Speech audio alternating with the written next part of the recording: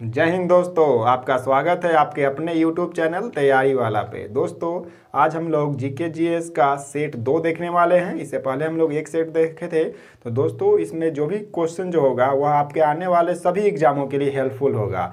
खास करके यह बिहार दरोगा का जो एग्ज़ाम होगा उसके लिए बहुत ही महत्वपूर्ण है। तो चलिए शुरू करते हैं आज का सेट 2 और देखते हैं किस प्रकार का क्वेश्चन है। तो सबसे पहला क्वेश्चन दोस्तों आपको यहाँ पे दिखेगा कि सिंधु सभ्यता से प्राप्त मोहरें जो होती थी वो किससे बनी होती थी। ठीक है, क्वेश्चन क्या है, बहुत अच्छा क्वेश्चन है कि जो सिंधु सभ्यता जो था उसमें जो मोहर प्राप्त हुआ था वो किससे बना होता था। तो ऑप्शन आपको दिख रहा होगा यहाँ पे कि पहला ऑप्शन तांबा, दूसरा क्या है आपका कांसा, तीसरा है सेल खड़िया और चौथा ऑप्शन है आपका चांदी। तो दोस्तों, उसमें जो मोहर होता था वो आपका बना होता था सेल खड़िया का। किसका बना होता था? सेल खड़िया। ठीक है, उसमें जो भी सिंधु सभ्यता था उसमें जो मोहर होता था वो किसका बना होता था? सेल खड़िया का बना होता था। अब इससे संबंधित दोस्तों और प्रश्न क्या बनता है कि ये जो सेल खड़िया जो इसका बना हुआ जो मोहर था उसका आकार कैसा होता था। ठीक है, यानी जो मोहर था उसका आकार किस प्रकार का होता था। तो सबसे पहला इसका जो आकार था दोस्तों वह आयताकार होता था। किस प्रकार का मोहर रहता था? तो आयताकार, या कभी कभी इसको बेलनाकार भी देखा गया है। यानी दो चीज़ याद रखिएगा, जो भी साक्ष्य प्राप्त हुआ है उसमें किस प्रकार का, नहीं इसका आकार कैसा था, तो आयताकार और बेलनाकार दोनों तरह के इसमें सिक्के प्राप्त हुए हैं। तो यहाँ से भी प्रश्न बनता है कि जो सिंधु सभ्यता से जो सिक्का प्राप्त हुआ है उसका आकार किस प्रकार का था। तो यहाँ आपका आयताकार हो जाएगा और बेलनाकार। ठीक है, आगे फिर क्या इससे संबंधित एक और पॉइंट बन सकता है कि ये जो सिक्का था, ठीक है, जो भी इसमें सिक्का प्राप्त हुआ उस पर चित्र किसका बना होता था। ठीक है, यानी फिगर जो था उस पे वो किसका फिगर बना होता था।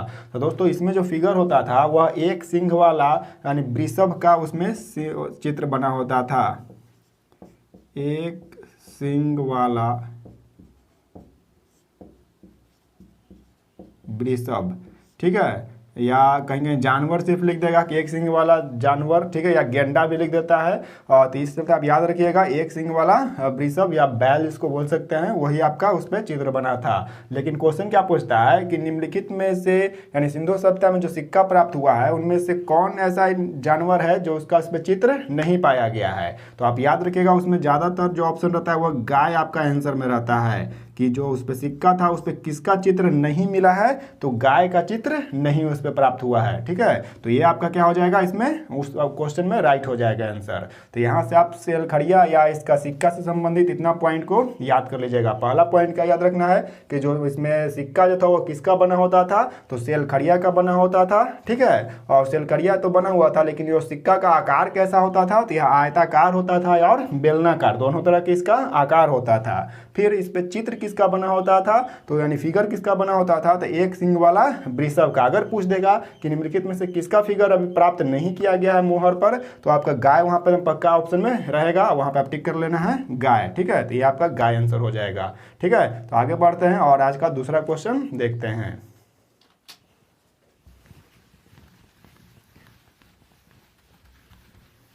क्या है दूसरा क्वेश्चन कि मुस्लिम लीग द्वारा प्रत्यक्ष कार्यवाही दिवस किस तिथि को मनाया गया। ठीक है, मुस्लिम लीग से संबंधित क्वेश्चन है कि मुस्लिम लीग ने प्रत्यक्ष कार्यवाही दिवस कब मनाया।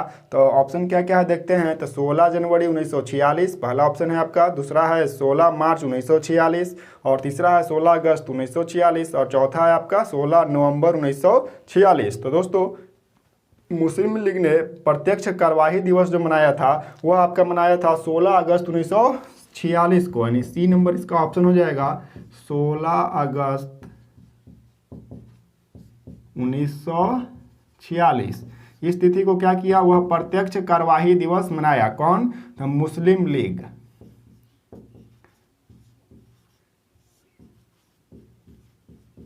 ठीक है, मुस्लिम लीग ने प्रत्यक्ष कार्यवाही दिवस कब मनाया, तो याद रखिएगा आप 16 अगस्त 1946 है। अगर हम देखते हैं मुस्लिम लीग के बारे में तो आपको पता होगा कि मुस्लिम लीग का जो स्थापना किया गया था वह कब किया गया था, नहीं पता है तो देख लीजिए। मुस्लिम लीग का जो स्थापना किया गया था दोस्तों वह 1906 ईस्वी में किया गया था।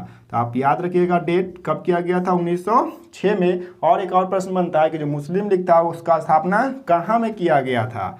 ठीक है, स्थान इसका क्या था, यानी कहाँ इसका स्थापना जो हुआ था 1906 में किया गया था, तो ये आपका किया गया था बांग्लादेश का ढाका एक शहर है, वहीं पे इसका क्या किया गया था, स्थापना किया गया था। तो आप याद रखिएगा कहाँ, ढाका में, और जो कि कहाँ में है, बांग्लादेश में है। ठीक है, तो आप याद रखिएगा कि मुस्लिम लीग जो है उसका स्थापना कब किया गया, 1906 ईस्वी में, और कहाँ पे किया गया था, ढाका जो कि बांग्लादेश में है वहाँ पे किया गया, और किसके द्वारा किया गया। ठीक है, यानी मुस्लिम लीग जो था ये, जिसका स्थापना 1906 में हुआ ढाका में, किसने इसका स्थापना किया, तो आप याद रखिएगा इसका स्थापना किया था आगा खां और सलीमुल्लाह खां ने। आगा खां व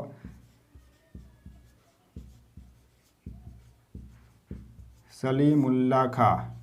ठीक है, तो आप याद रखिएगा यहाँ से 3 पॉइंट मुस्लिम लीग से संबंधित क्या क्या याद रखना है। तो सबसे पहला याद रखना है कि मुस्लिम लीग का स्थापना कब हुआ, तो एकदम सिंपल डेट है 1906। याद रखिएगा, बार बार इस एग्जाम में पूछा गया है। ठीक है, कि मुस्लिम लीग का स्थापना कब हुआ, तो 1906 में हुआ। कहाँ में हुआ, तो ढाका बांग्लादेश में हुआ। और किसने किया, तो आगा खां व सलीमुल्लाह खां ने किया। ठीक है, दोनों मिलकर क्या किए थे, मुस्लिम लीग का स्थापना किए थे। कब किए थे, 1906 में। और क्वेश्चन हमारा यहाँ क्या था कि प्रत्यक्ष कार्यवाही दिवस कब मनाया यह, तो यह मनाया था आपका 16 अगस्त 1946 ईस्वी को। ठीक है, इस तरह से आपका ये 2 नंबर क्वेश्चन कंप्लीट हुआ। आगे बढ़ते हैं और नेक्स्ट क्वेश्चन देखते हैं, जो कि 3 नंबर क्वेश्चन है। दोस्तों ये जितना भी क्वेश्चन आपको दिख रहा है सब दरोगा के लिए एकदम इंपॉर्टेंट है, एकदम आप ध्यानपूर्वक इसको देखिए और आसानी से इसको समझिए और याद कीजिए। तो तीसरा क्वेश्चन क्या है दोस्तों, कि दिल्ली सल्तनत का वह शासक कौन था जिसने भू राजस्व की उपज का आधा हिस्सा कर में यानी लेना शुरू कर दिया था। ठीक है, यानी पूछ रहा है क्या, दिल्ली सल्तनत का वह शासक जिसने भू राजस्व जो उसका होता था वह कृषि का कितना था, तो बताया कि आधा हिस्सा, यानी आधा हिस्सा कहने का मतलब क्या, 50% या 1/2 किसने कर दिया था। तो दोस्तों ऑप्शन आपके सामने यहाँ पे है कौन कौन, फिरोज शाह तुगलक, फिर है मोहम्मद तुगलक, फिर है अलाउद्दीन खिलजी, और लास्ट ऑप्शन है आपका इल्तुतमिश। तो दोस्तों इसमें जो ऑप्शन नंबर सी में जो दिख रहा है आपका अलाउद्दीन खिलजी, इसी ने क्या किया था, इसने जो भू राजस्व की कृषि का उपज था उसको कितना कर दिया था, आधा कर दिया था, 50% कर दिया था, या 1/2 कर दिया था। बहुत बार इसका प्रश्न पूछा गया है। ठीक है, तो यहाँ से आप याद रखिएगा क्या आंसर होगा इसका, अलाउद्दीन खिलजी हो जाएगा। ठीक है, अब आगे बढ़ते हैं और आज का अगला क्वेश्चन देखते हैं, जो कि 4 नंबर क्वेश्चन होगा। तो क्वेश्चन क्या है कि किस कांग्रेस अधिवेशन की अध्यक्षता विदेशी महिला द्वारा की गई। ठीक है, क्वेश्चन बहुत अच्छा क्वेश्चन है कि किस कांग्रेस जो अधिवेशन था, कांग्रेस अधिवेशन जो होता था उसकी अध्यक्षता जो किया वह एक विदेशी महिला ने किया। ठीक है, तो सबसे पहले आप ये समझिए कि जो कांग्रेस का अधिवेशन होता था उसमें यानी कौन कौन महिला ने क्या किया, उसका अध्यक्षता किया। तो यहाँ से आप 3 महिला के इंपॉर्टेंट है, वो तीनों को याद रखिएगा। तो जैसे पहला नंबर अगर हम ऑप्शन देखते हैं दोस्तों इसमें, तो 1917 ईस्वी में जो हुआ इसका अधिवेशन, वह कहाँ में हुआ, कलकत्ता में हुआ। ठीक है, तो इसमें किसने अध्यक्षता किया था, तो दोस्तों इसमें जो अध्यक्षता की थी महिला वह कौन थी, तो आपका एनी बेसेंट। ठीक है, कौन इसकी अध्यक्षता किया था, तो एनी बेसेंट ने किया, जो क्या थी, प्रथम महिला अध्यक्ष थी। ठीक है, यानी कांग्रेस अधिवेशन की अध्यक्षता करने वाली प्रथम महिला कौन हुई, तो यही आपकी हुई एनी बेसेंट। या इसी को क्वेश्चन क्या बनाता है कि प्रथम विदेशी महिला कौन थी।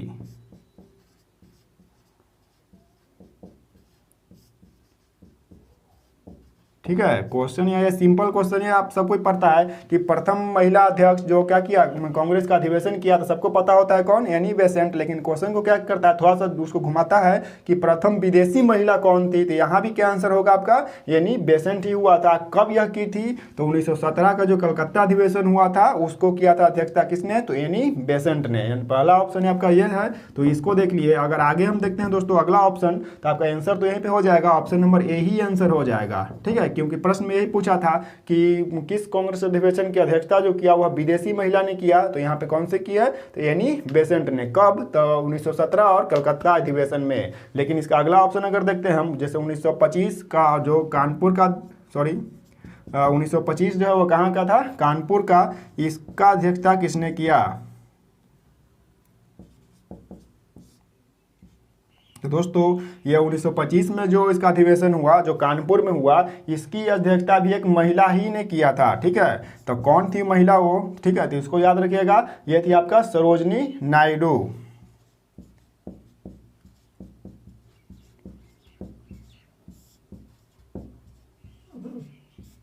ठीक है, किसने इसका अध्यक्षता किया था? सरोजनी नायडू ने। कब किया था? तो 1925 का। कहाँ का अधिवेशन? कानपुर अधिवेशन में। ठीक है, तो यहां से क्वेश्चन क्या बनता है कि यह कौन थी? तो प्रथम भारतीय महिला।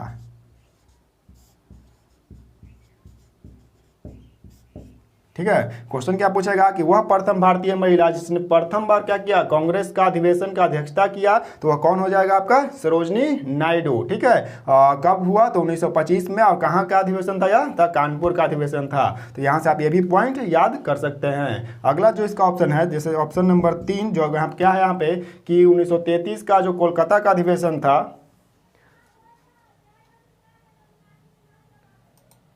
ठीक है, तीसरा ऑप्शन क्या है दोस्तों? 1933 का कलकत्ता का अधिवेशन। ठीक है, कौन सा लास्ट है आपका? 1933 का, यानी कलकत्ता का अधिवेशन। इसका अध्यक्षता किसने किया था? इसका जो अध्यक्षता किया था वो भी एक महिला ही थी। और कौन थी वह? तो श्रीमती, देख लेते हैं कौन थी। श्रीमती नेल्ली। ठीक है, कौन थी? श्रीमती नेल्ली सेनगुप्ता। यही 3 महिला जो थी वो क्या की थी? कांग्रेस की अधिवेशन की अध्यक्षता किया था। ठीक है, तो क्वेश्चन क्या क्या पूछता है कि प्रथम, यही दोनों से ज्यादा क्वेश्चन पूछता है दोस्तों, ऑप्शन नंबर ए और ऑप्शन नंबर बी वाला से। तो पहला क्वेश्चन क्या पूछेगा कि प्रथम महिला अध्यक्ष कौन हुई? तो एनी बेसेंट। कब किया था?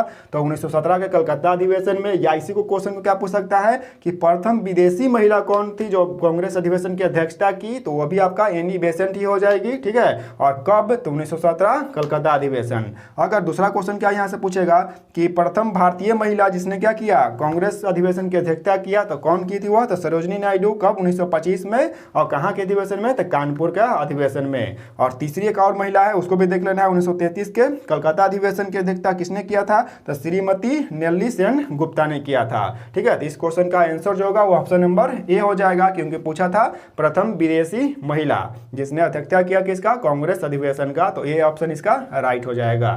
ठीक है, आगे बढ़ते हैं और अगला क्वेश्चन देखते हैं।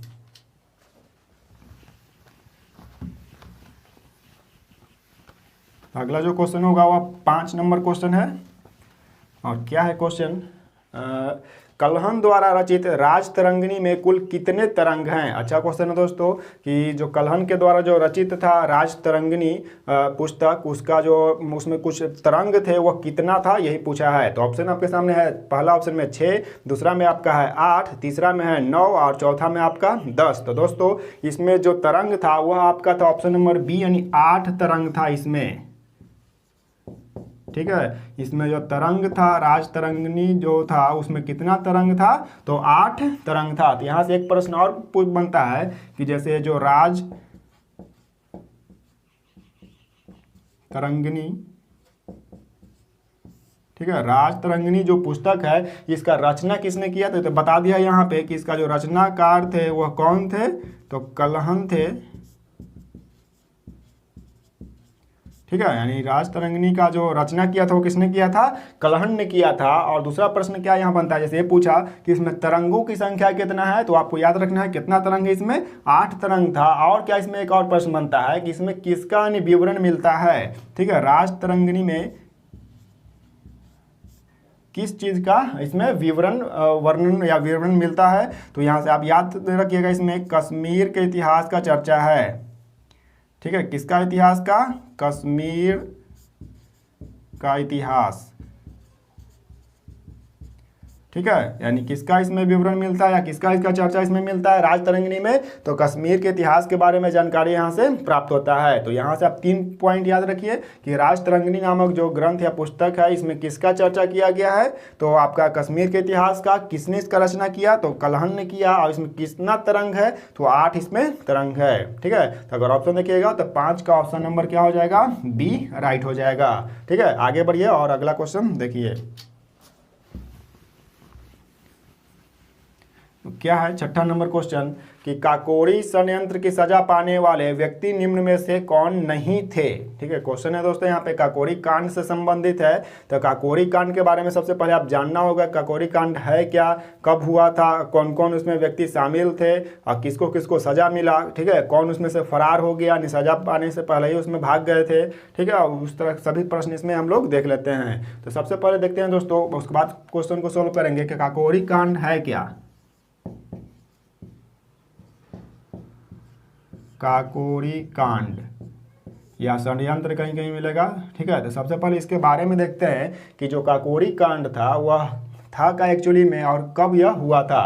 तो दोस्तों ये जो काकोरी कांड हुआ था यह आपका 9 अगस्त 1925 ईस्वी को हुआ था।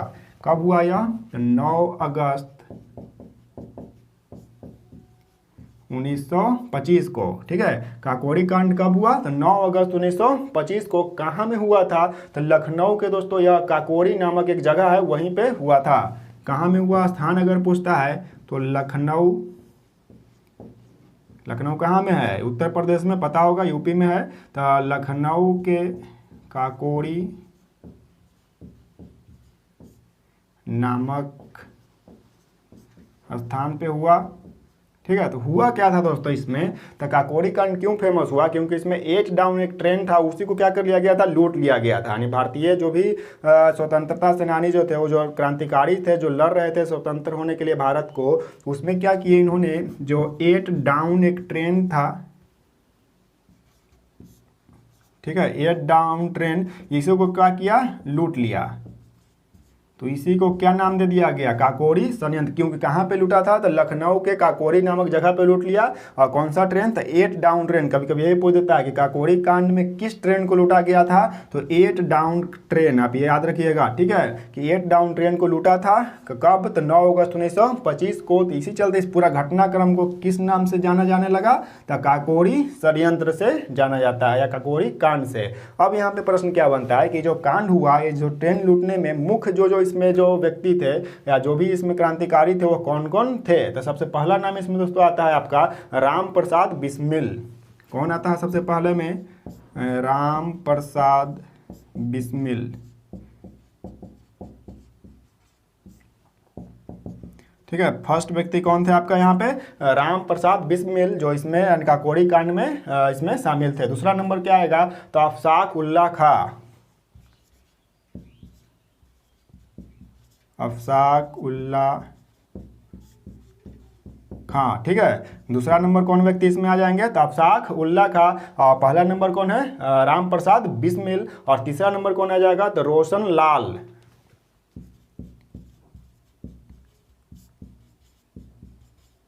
तीसरा व्यक्ति कौन हो गया आपके यहाँ पे?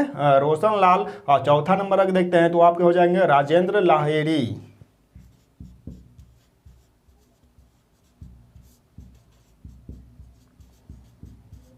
ठीक है, चौथा नंबर कौन हो गया? राजेंद्र लाहेरी।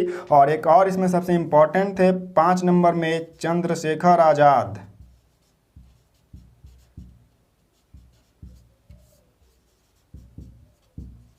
ठीक है, यानी इतना ही व्यक्ति इसमें संबंधित थे काकोरी कांड से। कौन कौन? पहला नंबर राम प्रसाद बिस्मिल, दूसरा अशफाक उल्ला खां, तीसरा रोशन लाल, राजेंद्र लाहेरी और चंद्रशेखर आजाद। तो दोस्तों ये जब कांड हुआ तो इसके बाद ये जो 4 व्यक्ति थे, कौन कौन? राम प्रसाद बिस्मिल, अशफाक उल्ला खां, रोशन लाल और राजेंद्र लाहेरी, ये सब क्या हो गए थे? पकड़ा गए थे। ठीक है, जब पकड़ा गए तो ये सबको कैद कर लिया गया और सबको सजा दिया गया था। ठीक है, ये सब चारों व्यक्ति को क्या किया? पकड़ लिया गया, अंग्रेज द्वारा इस सबको पकड़ लिया गया था और सबको कैद में रखा गया था। जिसमें ये जो आपको दिख रहे हैं दूसरा नंबर वाले व्यक्ति, जैसे अफसाक उल्ला खां, ये जो थे, बहुत बार इससे भी प्रश्न पूछता है, प्रथम मुस्लिम यही थे जिनको फांसी की सजा हुई थी। ठीक है, तो यहाँ से ये पॉइंट हम आप VVI करके याद रखिएगा कि प्रथम मुस्लिम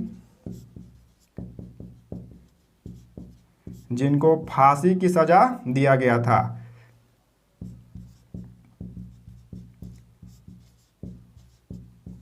तो तो क्वेश्चन क्या पूछता है यहाँ से कि वह प्रथम मुस्लिम का नाम बताइए, और कौन थे जिनको प्रथम बार यानी क्या किया गया, पहली बार फांसी की सजा दिया गया था। तो यही थे अफशाक उल्ला खां, जो किससे संबंधित थे, तो काकोरी कांड से संबंधित थे। ठीक है, तो यहाँ से आप ये पॉइंट याद रखना है, एकदम VVI में इसको याद रखिएगा, बार बार ऐसा प्रश्न पूछा जाता है। और यह जो लास्ट में आपको दिख रहा है चंद्रशेखर आजाद, ये क्या हुए थे, ये सब पकड़ाए नहीं थे, अंग्रेज के हाथ में यह नहीं आए थे, वहां से क्या हो गए थे, यह फरार हो गए थे, फरार हो गए। ठीक है, नहीं भाग गए थे, यानी उसके हाथ में नहीं आया। और यही कहते थे क्या कि हम अंग्रेज के हाथ कभी जिंदा नहीं आएंगे। और इसी चलते क्या हुआ था, अल्फ्रेड नोबेल जो पार्क है उसमें क्या किए थे, अपने आप को, यह एक गोली बचा था अंग्रेज से जब लड़ते हुए, तो अपने आप को यह शूट आउट कर लिए थे, गोली मार लिए थे। तो इस चलते चंद्रशेखर आजाद कभी भी अंग्रेज के जो हाथ में जिंदा पकड़ में नहीं आए। तो यहाँ से आप काकोरी कांड से जो याद रखना है क्या क्या पॉइंट, सबसे पहला पॉइंट याद रखना है कि यह जो कब हुआ था, तो 9 अगस्त 1925 ईस्वी को हुआ। कहाँ में हुआ, तो ये आपका लखनऊ के एक शहर है, लखनऊ के में एक नामक जगह है, कौन सा, काकोरी, वहीं पे क्या हुआ था, यह कांड हुआ था। तो कांड क्या हुआ था भाई, तो उसमें 8 टाउन जो ट्रेन था उसी को लूट लिया गया था। और ये ट्रेन को लूटने में कौन कौन इसमें शामिल थे, तो राम प्रसाद बिस्मिल, अफशाक उल्ला खां, रोशन लाल, राजेंद्र लाहिड़ी और चंद्रशेखर आजाद। ठीक है, जिसमें सबसे प्रथम मुस्लिम इस यहाँ से प्रश्न बनता है कि जो वह प्रथम मुस्लिम जिसको फांसी की सजा हुआ वह कौन था, तो अफशाक उल्ला खां थे। ठीक है, इसमें चारों व्यक्ति कौन कौन, ये शुरू वाले जो 4 हुए ये सबको कैद कर लिया गया था, लेकिन चंद्रशेखर आजाद को कैद अंग्रेज नहीं कर पाया था, और वहां से क्या हो गए थे, भागने में सफल हो गए थे। तो यहाँ से ये चीज़ याद रखिएगा। तो क्वेश्चन हमारे यहाँ क्या पूछा था कि काकोरी कांड की सजा पाने वाले व्यक्ति में निम्न में से कौन नहीं थे। तो देखिए यहाँ पे अफशाक उल्ला खां, ये तो है, यहाँ पे सजा भी इनको मिला था क्योंकि कैद में पकड़ा गए थे। फिर कौन था, राम प्रसाद बिस्मिल, ये भी आपका यहाँ पे है पहला नंबर पे, दूसरा नंबर वाला व्यक्ति भी है। तीसरा में भगत सिंह और चौथा राजेंद्र लाहिड़ी। राजेंद्र लाहिड़ी तो है, लेकिन इसमें भगत सिंह का कोई जिक्र नहीं था। तो दोस्तों इसका जो आंसर हो जाएगा वह कौन सा हो जाएगा आपका, Bhagat Singh. Option number C इसका राइट हो जाएगा। भगत सिंह जो थे वो काकोरी कांड से कोई संबंध नहीं रखते थे। ठीक है, तो ये आपका राइट आंसर हो जाएगा। तो अब इस तरह से सब पॉइंट को दोस्तों अच्छा से देखिए, ध्यानपूर्वक देखिए, ऐसे बहुत ही कम आपको देखने को मिल रहा होगा यूट्यूब पे। तो आप यहाँ पे ध्यानपूर्वक आइए हमारे यूट्यूब पर और देखिए यहाँ चैनल से, और अपना एग्जाम में सफल होइए। चलिए आगे बढ़िए और नेक्स्ट क्वेश्चन को देखते हैं, जो कि आज का 7वां नंबर क्वेश्चन होगा। तो इसमें क्वेश्चन क्या है, पॉलिटी से संबंधित है कि संविधान के भाग 9 संबंधित है। ठीक है, भाग का चर्चा जो संविधान में किया गया है उसमें 9 को पूछ रहा है कि उसका संबंध किससे है। तो ऑप्शन आपको यहाँ पर दिख रहा है, पहला नंबर ऑप्शन क्या है, पंचायत। ठीक है, दूसरा नंबर ऑप्शन आपका है नगर पालिका, तीसरा क्या है ऑप्शन आपका है सहकारी समिति, और चौथा है आपका अनुसूचित व जनजाति क्षेत्र। तो दोस्तों इसका जो राइट आंसर होगा ऑप्शन नंबर 1 हो जाएगा। यानी जो 9 है, भाग 9, इसमें किसका चर्चा मिलता है, तो पंचायत का।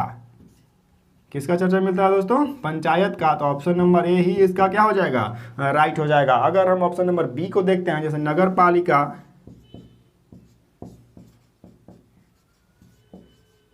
नगर पालिका का चर्चा किस भाग में है, तो इसका 9 के क में है। आप याद रखिएगा 9 का ए या 9 के क में किसका चर्चा किया गया है, तो नगर पालिका का चर्चा किया गया है। अगर ऑप्शन नंबर सी देखते हैं, जो कि क्या है सहकारी समितियां, इसका चर्चा किस भाग में किया गया है, सब दोस्तों प्रश्न पूछा जाता है। ठीक है, सहकारी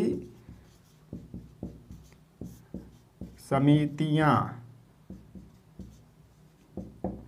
इसका चर्चा किसमें किया गया है, तो इसका किया जाता है दोस्तों भाग 9 के ख में किया गया है। तो यहाँ से आप ये 2 पॉइंट भी याद कर सकते हैं। पहला नंबर क्या याद रखना है कि पंचायत का जो चर्चा है वो किस भाग में है, 9 में है। और जबकि नगर पालिका का अगर बोलेगा तो 9 के क में, इसी को उपवर्ग बना दिया गया, भाग को बांट दिया गया क ख ग में। तो उस तरह से क में किसका चर्चा मिलता है, नगर पालिका का, और ख में किसका चर्चा मिल रहा है, सहकारी समिति का। तो यहाँ से ये आप याद करिएगा। ठीक है, तो इसका जो आंसर हो जाएगा ऑप्शन नंबर ए हो जाएगा। भाग 9 किससे संबंधित है, तो पंचायत से संबंधित है। चलिए अब आगे बढ़िए और 8 नंबर क्वेश्चन देखते हैं। तो 8 नंबर दोस्तों क्वेश्चन क्या है कि भारतीय राजनीतिक इतिहास में केंद्र सरकार के खिलाफ पहली बार अविश्वास प्रस्ताव कब लाया गया था। ठीक है, यानी कि पूरा इतिहास में, यानी भारतीय इतिहास में, यानी केंद्र सरकार जो गवर्नमेंट जो होता है, सेंट्रल गवर्नमेंट, उसके खिलाफ यानी कब जो हुआ था अविश्वास प्रस्ताव लाया गया था। तो ऑप्शन यहाँ पे आपको दिख रहा होगा, पहला है 1960, दूसरा 1963, तीसरा 1974 और चौथा 1989। तो दोस्तों ये जो आप विश्वास प्रस्ताव लाया गया था वह लाया गया था आपका ऑप्शन नंबर बी में जो दिख रहा है 1963 ईस्वी। उसी समय क्या लाया गया था? अविश्वास प्रस्ताव लाया गया था।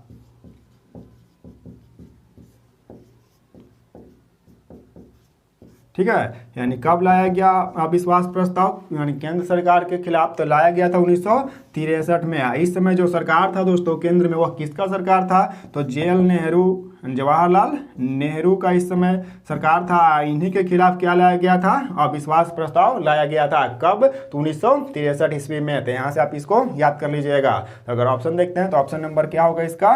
बी राइट हो जाएगा कि जो केंद्र सरकार था, यानी भारतीय इतिहास के में जो केंद्र सरकार के खिलाफ जो अविश्वास प्रस्ताव जो लाया गया वह किसके खिलाफ लाया गया था? तो जवाहरलाल नेहरू के खिलाफ लाया गया। कब लाया गया? 1963 ईस्वी में लाया गया। ठीक है, तो ऑप्शन नंबर बी इसका क्या हो जाएगा? राइट हो जाएगा। आगे बढ़ते हैं, आज का 9वां नंबर क्वेश्चन देखते हैं। क्या है 9 नंबर क्वेश्चन कि राज्यसभा के संबंध में निम्न में से कौन गलत है? ठीक है, राज्यसभा के बारे में इसमें 4 ऑप्शन दिया हुआ है, जिसमें 3 सही दिया हुआ है और एक गलत जो है उसी को हमको पहचानना है। तो देखते हैं क्या इसमें सही है और क्या गलत है भाई। तो पहला नंबर ऑप्शन है अनुच्छेद 80 में राज्यसभा की संरचना का उपबंध किया गया है। बिल्कुल सही है। अनुच्छेद 80 में किसका चर्चा किया जाता है? तो राज्यसभा के जो उसमें संरचना है उसके बारे में चर्चा मिलता है अनुच्छेद 80 में। तो पहला ऑप्शन आपका क्या है? सही है। दूसरा नंबर ऑप्शन देखते हैं कि वर्तमान में राज्यसभा में सदस्यों की संख्या 245 है। बिल्कुल सही है। जो प्रेजेंट में है जो कितना भी संख्या है 245 और टोटल जो अधिकतम संख्या होता है वो कितना होता है? 250। लेकिन रियल अभी पूछा है प्रेजेंट में कितना है, यानी वर्तमान में इसका सदस्यों की संख्या कितना है? तो 245, जो कि बिल्कुल सही है। अगर ऑप्शन नंबर 3 देखते हैं, जैसे 3 नंबर क्या है कि राज्यसभा की सदस्यता के लिए न्यूनतम उम्र सीमा 35 वर्ष है। ये आपका दोस्तों क्या है? गलत है। 35 वर्ष यहाँ पे ना होके कितना वर्ष होगा? 30 वर्ष दोस्तों राइट होगा। कि राज्यसभा में जो सदस्य होता है, जो सदस्य होने के लिए कितना एज होना उसमें यानी जरूरी है, तो आपका 30 वर्ष है, ना कि 35 वर्ष है। अगर यहीं पे पूछता आपका जैसे लोकसभा के बारे में अगर देखते हैं तो वहाँ पे कितना होता है? 25 वर्ष है। ठीक है, लेकिन राज्यसभा में कितना हो जाएगा आपका? 30 वर्ष है। तो इस चलते यहाँ पे 35 वर्ष क्या होगा? नहीं होगा, गलत होगा। अगर चौथा ऑप्शन देखते हैं तो राज्यसभा एक अस्थायी सदन है जो कभी भंग नहीं होता है, जिसके 1/3 सदस्य प्रति 2 वर्ष बाद सेवानिवृत्त हो जाते हैं। बिल्कुल सही है कि इसमें जो है क्या है, इसको अस्थायी न बोल के अस्थायी सदन बोला जाता है। और इसमें क्या होता है? 1/3 जो होता है सदस्य प्रति 2 साल के बाद इसमें रिटायर हो जाते हैं, यानी उसमें से हट जाते हैं। तो इसका जो अगर ऑप्शन होगा वह सी क्या होगा? गलत सही होगा ऐसे, लेकिन सी नंबर इसमें क्या है? गलत है। कैसे गलत है भाई? तो इसमें 35 वर्ष ना होकर कितना होना चाहिए? 30 वर्ष होना चाहिए। ठीक है, तो इसका राइट आंसर हो जाएगा ऑप्शन नंबर सी। अब आगे बढ़ते हैं और आज का 10वां नंबर क्वेश्चन देखते हैं। 10वां नंबर क्वेश्चन मिलान करने से संबंधित है और ये जो चैप्टर है जहाँ 10वां नंबर क्वेश्चन जो पूछा गया है, यह दरोगा कदम इंपॉर्टेंट चैप्टर है। इससे प्रश्न देखने को मिलेगा ही मिलेगा आपको। तो क्या है क्वेश्चन कि वन्य जीव नियम अधिनियम, ठीक है, पहला नंबर में है कि बोलता क्या है कि सही का चुनाव कीजिए। तो वन्य जीव नियम अधिनियम कब बना था? 1972 ईस्वी में। ठीक है, दूसरा नंबर ऑप्शन है प्रोजेक्ट टाइगर 1973 में और प्रोजेक्ट एलिफेंट जो आया 1993 में। ऑप्शन आपके सामने क्या क्या है? केवल 1 और 2 सही है, यानी सही चुनाव करना है। दूसरा नंबर है केवल 2 और 3 सही है और तीसरा नंबर है आपका केवल 1 और 3 सही है और चौथा नंबर है यानी 1, 2, 3 सभी सही है। तो दोस्तों जो वन्य जीव नियम अधिनियम जो था, वन्य जीव नियम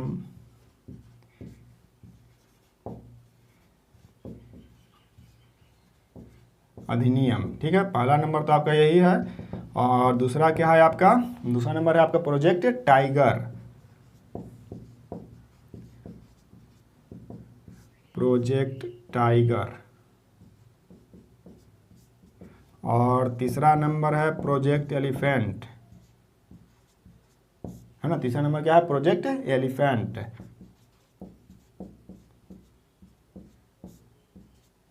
ठीक है। तो देखिए वन्य जीव नियम अधिनियम जो दिया हुआ है कब हुआ था, 1972 में। ये आपका क्या है, बिल्कुल सही है। ठीक है, वन्य जीव अधिनियम जब आया कब आया, 1972 ईस्वी में। और दूसरा नंबर क्या है, प्रोजेक्ट टाइगर, ये भी कब आया था, 1973 में, जो कि बिल्कुल यहाँ भी सही है। लेकिन तीसरा नंबर देखते हैं, प्रोजेक्ट एलिफेंट, ये 1993 में न होकर दोस्तों 1900 कब आया था, यह 92 में आया था। ठीक है, प्रोजेक्ट एलिफेंट कब आया, 1992 में। तो यही ऑप्शन क्या हो जाएगा, इसका गलत हो जाएगा। अब यहाँ से आप आसानी से चुनाव कर सकते हैं कि इसमें सही कौन सा ऑप्शन होगा। तो ऑप्शन नंबर ए और 2 इसका क्या हो जाएगा, राइट हो जाएगा। तो मिल देखते हैं कौन कौन में है। तो पहला नंबर ऑप्शन में क्या है, 1 और 2। तो दोस्तों यही आपका राइट हो जाएगा। ऑप्शन नंबर ए में क्या क्या है, केवल 1 एवं 2 इसका राइट हो जाएगा, जो कि यहाँ सही है। वन्य जीव नियम अधिनियम कब आया, 1972 में। प्रोजेक्ट टाइगर कब आया, 1973 में। और प्रोजेक्ट एलिफेंट कब आया था, 1992 में। लेकिन यहाँ क्या दिया गया, 1993, वह गलत है। तो ऑप्शन नंबर ए इसका क्या होगा, राइट हो जाएगा। ठीक है दोस्तों, अगर वीडियो अच्छा लग रहा है और यहाँ तक अगर आप लोग पहुँचे हैं क्वेश्चन देखते हुए, तो आपको पक्का ही अच्छा लग रहा होगा। तो वीडियो को एक बार लाइक कर दीजिएगा, अपने दोस्तों को शेयर भी कर दीजिएगा, और चैनल पर नए हैं तो सब्सक्राइब जरूर कीजिएगा। ठीक है, इसी तरह की वीडियो देखने के लिए एकदम हमारे चैनल पर आप हमेशा आइए। आगे बढ़ते हैं और आज का 11वां नंबर क्वेश्चन देखते हैं।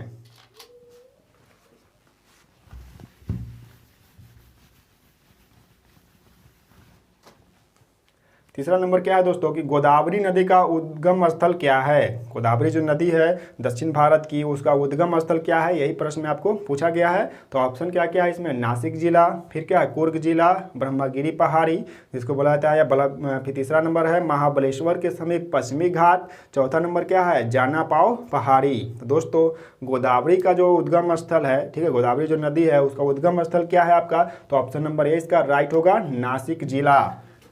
ऑप्शन नंबर ए में क्या है, नासिक जिला।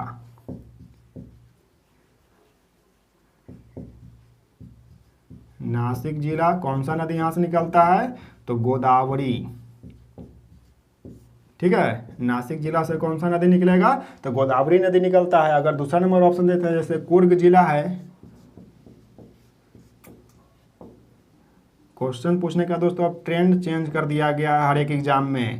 डायरेक्ट उसका उद्गम स्थल ना पूछ के उसका जिला का नाम पूछ देता है। ठीक है, मिलान करने वाला में दे देगा, या ऐसे पूछ देगा, या उसका और आसपास का जो भी छोटा जगह होता है उसका नाम पूछा जा रहा है। इस चलते आप प्रश्न को थोड़ा सा डीपली पढ़िए, कोई भी चीज़ को पढ़िए तो, और उसको बाद ही एग्जाम में आप जाइए। देखिए तो यहाँ पे कुर्ग जिला अगर बोलता है, दूसरा नंबर जैसे ऑप्शन था कि कुर्ग जिला में किस नदी का वहाँ से मिलता है, तो यहाँ से आपका कावेरी का उद्गम स्थल है। कौन सा नदी का, कावेरी का। ठीक है, और तीसरा नंबर क्या है, महाबलेश्वर के समीप जो पश्चिमी घाट है वहां से कौन सा नदी निकलता है, तो वहां से आपका निकलता है कृष्णा नदी। कौन सा नदी निकलेगा, तीसरा नंबर ऑप्शन यहाँ पे जो है, वहां से कौन सा नदी, कृष्णा नदी। तो क्वेश्चन क्या पूछा था यहाँ पे कि गोदावरी का जो उद्गम स्थल है वो कहाँ से है, तो यहाँ पे पहला नंबर ऑप्शन आपका हो जाएगा, नासिक जिला से क्या होता है आपका, गोदावरी का उद्गम स्थल माना जाता है। तो ऑप्शन नंबर ए इसका क्या हो जाएगा, राइट हो जाएगा। ठीक है, तो आप इस तरीका से पढ़िए, जिला को याद कीजिए, उसके जगह छोटा जगह जो है वहाँ का शहर हो गया उसको याद कीजिए कि कहाँ से किस नदी का उद्गम हो रहा है, क्योंकि एग्जाम में अब इसी तरह का ट्रेंड हो गया, इसी तरह से प्रश्न को वहाँ पे पूछा जा रहा है। ठीक है, तो कुर्ग जिला से पूछेगा तो कावेरी, महाबलेश्वर से पूछेगा तो वहाँ कृष्णा। ठीक है, आगे बढ़ते हैं और आज का 12वां नंबर क्वेश्चन देखते हैं। क्या है 12 नंबर क्वेश्चन कि सही मिलान करें। ये भी दोस्तों मिलान करने वाला ही ये प्रश्न है, और ये प्रश्न किससे संबंधित है, तो आपका कोई भी अयस्क जो उसका उत्पादन होता है या भंडारण उसी से संबंधित वाला है। तो क्या बोलता है यहाँ पे कि लौह अयस्क, यानी इसमें प्रसिद्ध जगह के बारे में पूछा है। ठीक है, सही मिलान करना है कौन कौन है, जैसे लौह अयस्क। लौह अयस्क सबसे ज़्यादा कहाँ पे मैंने पाया जाता है, या कहाँ पे फेमस है, इसका जगह क्यों फेमस है। फिर क्या है आपका कोयला, और तीसरा नंबर क्या है आपका जस्ता, और एक और आपका क्या है तांबा। ठीक है, तो यहाँ पे देखिए ऑप्शन में क्या क्या दिया हुआ है। पहला नंबर क्या है आपका लौह अयस्क का दिया है, पहला नंबर खेतरी, दूसरा क्या है नोवा मुंडी कोयला में दिया है, तीसरा धनबाद, और चौथा है जावर। तो दोस्तों इसमें आपको सबसे पहले आपको याद होना चाहिए कि कौन कौन जगह पे कौन कौन फेमस है। तो लौह अयस्क के लिए कौन सा फेमस है दोस्तों, तो नोवा मुंडी। कौन सा जगह है, नोवा मुंडी किसके लिए यानी प्रसिद्ध है यह, तो लौह अयस्क के लिए। अगर कोयला का देखते हैं, जो कोयला मिशन है तो वह आपका धनबाद हो जाएगा, झारखंड में जो स्थित है धनबाद। ठीक है, जस्ता में अगर देखते हैं कि जस्ता में कहाँ होता है, तो जस्ता जावर, इसको नाम से याद कर सकते हैं, ज से जस्ता, ज से जावर। ठीक है, तो जस्ता किसके लिए कहाँ फेमस है, तो जावर में। ठीक है, उसी प्रकार तांबा का बोलता है, तो तांबा का तो बहुत बार पूछा गया है, यह राजस्थान का खेतरी। ठीक है, राजस्थान में एक जगह है खेतरी जो किसके लिए प्रसिद्ध है, तो तांबा के लिए। तो यहाँ से आप इस तरह से इसको याद कीजिएगा, लौह अयस्क, नोवा मुंडी, कोयला, धनबाद, जस्ता जावर, तांबा और तांबा खेतरी के लिए मिला लीजिए। इसमें तो देख रहे हैं कि लौह अयस्क में है, तो नोवा मुंडी के नंबर पे है, दूसरा पे यानी ए का क्या हो जाएगा, 2 हो जा रहा है। उसी प्रकार कोयला जो देख रहे हैं वह क्या है, दूसरा नंबर पे है, बी में है, तो किस ऑप्शन में मिलता है, तो कोयला। तीसरा नंबर पे है धनबाद, और सी में आपका क्या है, जस्ता। तो जावर कहाँ है, तो चौथा नंबर पे बच गया डी, जो कितना नंबर पे हो जाएगा, पहला नंबर पे। तो अगर देख लीजिए कौन सा ऑप्शन में यह आ रहा है, तो देख रहे हैं क्या, ऑप्शन नंबर बी। तो ए का आपका 2 है, बी का 3 है, और सी का 4 और डी का 1। तो यानी ऑप्शन नंबर इसका बी क्या हो जाएगा, राइट आंसर हो जाएगा। ठीक है, तो इसका बी आंसर सही होगा। आगे बढ़ते हैं और 13वां नंबर क्वेश्चन देखते हैं। 13 नंबर क्वेश्चन क्या है कि मैगीनोट रेखा किस 2 देश के बीच में है। ये आपका सीमा रेखा से संबंधित क्वेश्चन है दोस्तों। तो पूछा है क्या मैगीनोट के बारे में, तो ऑप्शन क्या क्या दिया गया है, जर्मन और France, German Poland, German Britain, और क्या है, रूस और फ्रांस के बीच में। तो दोस्तों जो मैगीनोट जो रेखा खींचा गया है वह जर्मनी और फ्रांस के बीच में खींचा गया है। तो ऑप्शन नंबर ए इसका क्या हो जाएगा, राइट हो जाएगा। ठीक है, आगे बढ़ते हैं और आज का 14वां नंबर क्वेश्चन देखते हैं। तो क्या है 14 नंबर क्वेश्चन कि रेमन मैग्सेस जो पुरस्कार दिया जाता है वो किस क्षेत्र में दिया जाता है।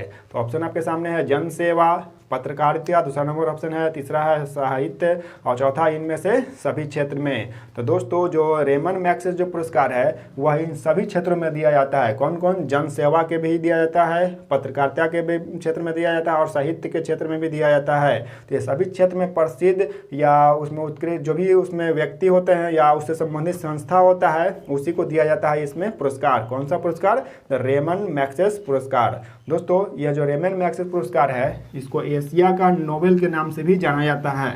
तो ये भी कभी कभी क्वेश्चन पूछ जाता है कि निम्नलिखित में से किसे एशिया का नोबेल कहा जाता है। एशिया का नोबेल, ठीक है, तो एशिया का नोबेल किसे कहा जाता है, तो रेमन मैग्सेस पुरस्कार को कहा जाता है एशिया का नोबेल। तो यहाँ से आप इसको भी पॉइंट को याद रखिएगा।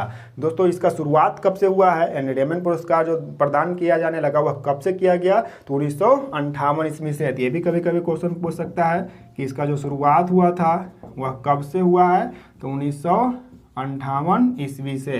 ठीक है, किसने इसके यानी किस सरकार ने इसका शुरुआत किया था, तो फिलीपींस सरकार ने इसका शुरुआत किया।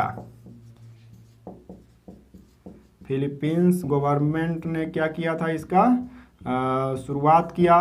किस चीज़ का, तो रेमन मैग्सेस पुरस्कार का, जिसको क्या कहा था, एशिया का नोबेल पुरस्कार। कब किया गया था, तो 1958 ईस्वी में। तो यहाँ से आप ये भी पॉइंट याद कर सकते हैं। तो ऑप्शन नंबर अगर देखिएगा दोस्तों तो इसका डी राइट होगा कि सभी क्षेत्रों में क्या दिया जाता है, इस पुरस्कार को प्रदान किया जाता है। ठीक है, आगे बढ़ते हैं और आज का 15वां नंबर क्वेश्चन देखते हैं।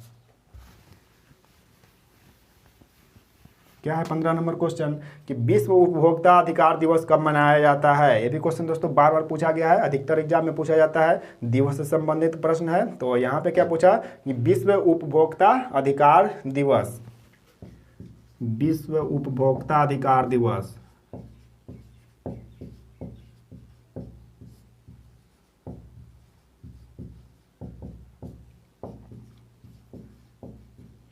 ठीक है, यही क्वेश्चन में पूछा है कि विश्व उपभोक्ता अधिकार दिवस जो है वह कब यानी मनाया जाता है। तो दोस्तों विश्व उपभोक्ता अधिकार दिवस कब मनाया जाता है, तो यह 15 मार्च को मनाया जाता है।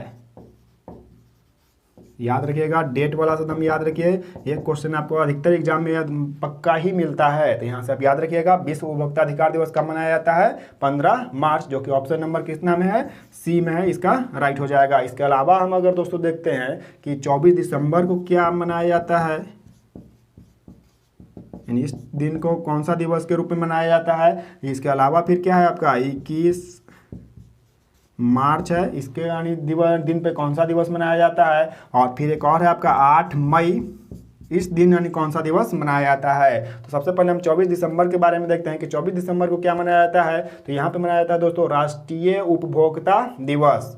ठीक है, यहाँ पे क्या होता है, राष्ट्रीय उपभोक्ता दिवस। ठीक है, तो याद रखिएगा, कंफ्यूजन यहीं पे होता है दोस्तों। पूछता क्या है कि राष्ट्रीय उपभोक्ता दिवस कब मनाया जाता है, तो यहाँ याद रखना है आपको क्या, 24 दिसंबर। लेकिन अगर पूछ देगा कि विश्व उपभोक्ता अधिकार दिवस कब मनाया जाता है, तो वो आपका मनाया जाता है 15 मार्च। अधिकतर लड़कन कैसे याद कर लेते हैं, सिर्फ क्या याद रखेंगे, उपभोक्ता अधिकार दिवस या उपभोक्ता दिवस याद कर लिए 15 मार्च, ठीक है, या 24 दिसंबर। तो यहाँ ऐसे नहीं याद करना है, कैसे याद कर रखना है, तो विश्व उपभोक्ता अधिकार दिवस तो 15 मार्च, और राष्ट्रीय उपभोक्ता अधिकार दिवस बोले, उपभोक्ता दिवस बोलेगा तो आपका हो जाएगा 24 दिसंबर। ठीक है, आगे अगर देखते हैं हम 21 मार्च को, यानी 21 मार्च को कौन सा दिवस मनाया जाता है, तो ये आपका होता है दोस्तों विश्व वानिकी दिवस।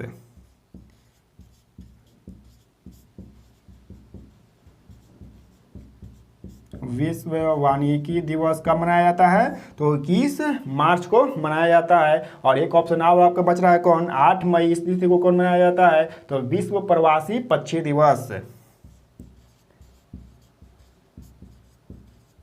विश्व प्रवासी पक्षी दिवस। दोस्तों ये जो चारों दिवस है बहुत ही इंपॉर्टेंट है, अधिकतर एग्जाम में सब क्वेश्चन आपको दिखेगा। आप देखिएगा अगर 10 साल का प्रीवियस क्वेश्चन किसी भी एग्जाम को उठा के, वहाँ पे सब आपको देखने को जरूर मिलेगा। तो आप एकदम इंपॉर्टेंट में सबको याद रखिए। तो पहला नंबर क्या कि विश्व उपभोक्ता अधिकार दिवस तो 15 मार्च, ठीक है, राष्ट्रीय उपभोक्ता दिवस तो 24 दिसंबर, और 21 मार्च को विश्व वानिकी दिवस, उसी प्रकार 8 मई को विश्व प्रवासी पक्षी दिवस। ठीक है, तो ऑप्शन नंबर ऐसे रहेगा, तो ऑप्शन नंबर क्या होगा इसका, सी राइट हो जाएगा। ठीक है, आगे बढ़ते हैं और 16वां नंबर क्वेश्चन देखते हैं। क्या है 16 नंबर क्वेश्चन कि गुट निरपेक्ष आंदोलन, जिसको नाम के नाम से जाना जाता है, का सचिवालय कहाँ में स्थित है। तो ऑप्शन आपको यहाँ पे दिख रहा है बेलग्रेड, दूसरा है जेनेवा, तीसरा ऑप्शन है जकार्ता, और चौथा आपका है काठमांडू। तो दोस्तों जो नाम है गुट निरपेक्ष जो है NAM, इसका जो सचिवालय है वह कहाँ है, काठमांडू। कहाँ में पड़ता है, तो नेपाल। ठीक है, तो नाम का जो सचिवालय है दोस्तों कहाँ पे है, तो काठमांडू नेपाल में है। इसके अलावा भी एक और होता है सार्क संगठन, इसका भी दोस्तों मुख्यालय कहाँ पे है, तो आपका ये भी काठमांडू नेपाल में ही है। दोस्तों जितना भी संगठन है, जो भी महत्वपूर्ण संगठन जिससे एग्जाम में प्रश्न बन सकता है, वो सभी का एक प्लेलिस्ट बनाया हुआ है हमारे चैनल पे, तैयारी वाला पे। वहाँ आप जाइए और वहाँ पर देखिए बहुत ही अच्छा तरह से जितना भी संगठन है उसका बहुत सारा इंपॉर्टेंट पॉइंट जो एग्जाम से बनता है वो सब बताया गया है। तो आप जाके वहाँ उसको देख सकते हैं, ताकि एग्जाम में अगर उससे प्रश्न आए तो आप उसको एकदम सॉल्व करके आए। ठीक है, तो अगर यहाँ पे देखते हैं कि गुट निरपेक्ष आंदोलन का जो सचिवालय है वह कहाँ में स्थित है, तो आपका काठमांडू नेपाल स्थित हो जाएगा। ठीक है, इसका राइट आंसर। तो ऑप्शन देखते हैं, तो ऑप्शन नंबर इसका डी राइट हो जाएगा। ठीक है, 16 का डी हो जाएगा। आगे बढ़ते हैं और 17वां नंबर क्वेश्चन देखते हैं। तो क्या है 17 नंबर क्वेश्चन कि पृथ्वी पर पड़ी, साइंस से संबंधित वस्तु है यहाँ पे दोस्तों प्रश्न, कि पृथ्वी पर पड़ी वस्तु में गुरुत्वीय स्थितिज ऊर्जा का मान क्या होता है। कोई एक वस्तु है जो कहाँ है, पृथ्वी पर पड़ा हुआ है, जैसे अर्थ हो गया, और इसी पे कोई भी वस्तु है, इस पे कोई वस्तु है, ठीक है, पड़ा हुआ है, तो बोलता है क्या कि इसका जो स्थितिज ऊर्जा है उसका वैल्यू क्या होगा। ठीक है, तो स्थितिज ऊर्जा, और इसमें 3 तरह के पूछता है ऊर्जा संबंधित, स्थितिज ऊर्जा, गतिज ऊर्जा और मैकेनिकल ऊर्जा, यांत्रिक ऊर्जा इसको बोला जाता है। वो 3 तरह के यहाँ से प्रश्न बनता है। तो इसमें दोस्तों जो कोई भी वस्तु है उसको अगर जमीन पर हम रख देंगे तो वहाँ पे स्थितिज ऊर्जा का मान 0 हो जाता है। क्या हो जाता है, 0 हो जाएगा। ठीक है, क्योंकि जैसे जो भी स्थितिज ऊर्जा के लिए जो मान होता है वह उसका वैल्यू जब निकलता है वो कब निकलता है, जब वो वस्तु वह ऊंचाई पर स्थित हो।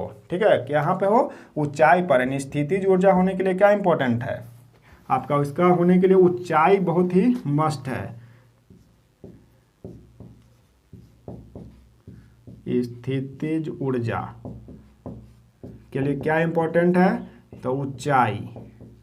ठीक है। जब तक ऊंचाई नहीं रहेगा किसी वस्तु में तो उसमें स्थितिज ऊर्जा शून्य हो जाएगा, जो कि यहाँ पे बताया था प्रश्न वही कि पृथ्वी पर रखा हुआ था, जब रखा हुआ तो उसमें कोई ऊंचाई नहीं है तो वह क्या हो जाएगा आपका, उसमें शून्य हो जाएगा। ऑप्शन नंबर ए इसका राइट हो जाएगा। अगर ऊंचाई ना हो, जैसे दूसरा नंबर देखते हैं जैसे गतिज ऊर्जा के बारे में, इसमें क्या इंपॉर्टेंट होता है, एग्जाम्पल कभी कभी पूछता है, ठीक है, कि निम्नलिखित में कौन स्थितिज ऊर्जा का उदाहरण है, कौन गतिज ऊर्जा का उदाहरण है। तो आपको ये चीज़ याद रखिएगा तो एग्जाम्पल उसका आसानी से बना सकते हैं। जैसे ऊंचाई बोल देगा कि ऊंचाई जिसमें है वह क्या हो जाएगा, स्थितिज ऊर्जा हो जाएगा। और गतिज ऊर्जा अगर बोलता है तो इसमें नाम से ही है गतिज ऊर्जा है, तो इसमें क्या होना चाहिए, गति का होना चाहिए, तो अनिवार्य, ठीक है ना, इसमें मूवमेंट होना चाहिए। और तीसरा नंबर क्या एक और आता है, मैकेनिकल या यांत्रिक, मैकेनिकल एनर्जी या ऊर्जा।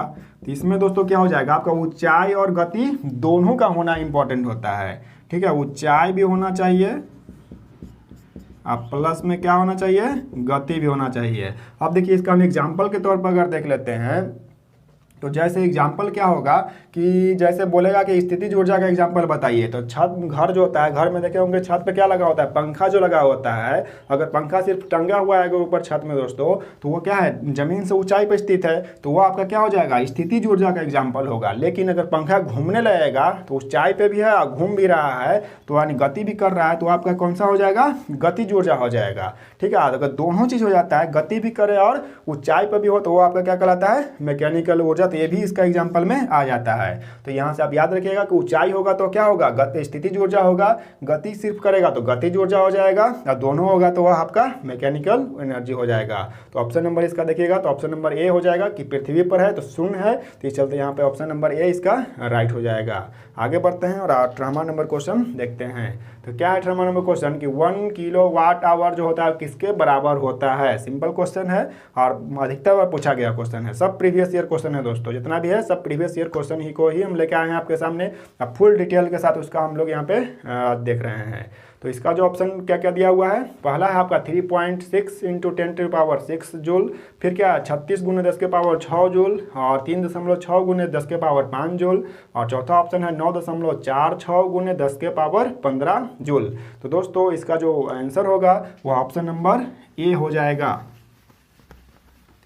तो क्या है कि 1 किलोवाट आवर, यही ना पूछा था कि 1 किलोवाट आवर जो होता है वो कितना के बराबर होता है, तो ये आपका बराबर होता है 3.6 × 10⁻6 जूल के बराबर होता है। कौन, तो 1 किलोवाट आवर, यानी ऑप्शन नंबर ए इसका क्या होगा, राइट हो जाएगा। ठीक है, आगे बढ़िए और अगला क्वेश्चन देखते हैं। तो क्या है क्वेश्चन कि हमारे घरों में जो बिजली की सप्लाई की जाती है, जो लाइन हमारे घरों में आता है विद्युत, वह कितने वोल्ट तथा हर्ट्ज पर होता है। तो दोस्तों ऑप्शन यहाँ पे क्या क्या है, 220 वोल्ट 50 हर्ट्ज, फिर क्या 220 वोल्ट 25 हर्ट्ज, फिर क्या है 300 वोल्ट और 50 हर्ट्ज, और चौथा ऑप्शन है 500 वोल्ट और 60 हर्ट्ज। तो दोस्तों इसका जो आंसर होगा आपका ऑप्शन नंबर ए हो जाएगा, 220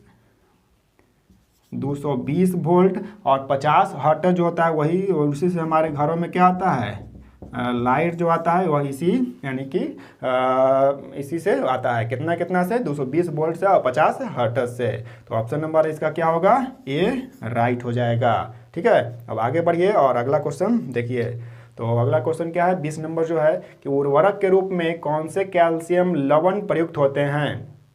जो लवण यहाँ पे दिया है, कैल्शियम जो लवण है वह उर्वरक के रूप में कौन सा कैल्शियम लवण को यूज किया जाता है, वही पूछा है। तो ऑप्शन क्या क्या आपके सामने है, कैल्शियम कार्बाइड, दूसरा नंबर है कैल्शियम कार्बोनेट, तीसरा है कैल्शियम साइनाइड, और चौथा आपका है कैल्शियम सल्फेट। तो दोस्तों इसमें जो कैल्शियम सल्फेट जो होता है, जो ऑप्शन नंबर डी में है, इसी का यूज किस में किया जाता है, तो आपका कैल्शियम लवण युक्त यानी उर्वरक के रूप में इसका यूज किया जाता है। किसका, तो कैल्शियम सल्फेट का। ठीक है, तो ऑप्शन नंबर डी इसका क्या हो जाएगा, 20 का राइट हो जाएगा। आगे बढ़िए और 21वां नंबर क्वेश्चन देखते हैं। तो 21वां नंबर क्वेश्चन क्या है कि निम्न में से कौन टिंडल प्रभाव को प्रदर्शित करता है। जो टिंडल इफेक्ट है उसको कौन निम्नलिखित में से प्रदर्शित करता है, कौन दर्शाता है। तो पहला क्या है, नमक का जलीय विलयन, दूसरा नंबर ऑप्शन है फिटकिरी का विलयन, तीसरा क्या है कॉपर सल्फेट का विलयन, और चौथा नंबर ऑप्शन आपका है स्टार्च का जलीय विलयन। तो दोस्तों ये जो 4 नंबर ऑप्शन है, स्टार्च का जो जलीय विलयन होता है वो आपका टिंडल इफेक्ट को प्रदर्शित करता है, यानी ऑप्शन इसका डी राइट हो जाएगा स्टार्च का जलीय विलयन।